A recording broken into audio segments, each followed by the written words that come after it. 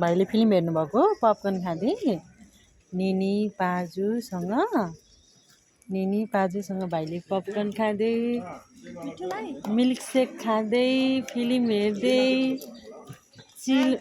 juice पनि खाने आमा मामा कति कुरा त दिन्छ त्यसैमा चित्त बुझाउँछ मामुलाई पनि खुवाइदेऊ नमस्ते मिता नमस्ते होला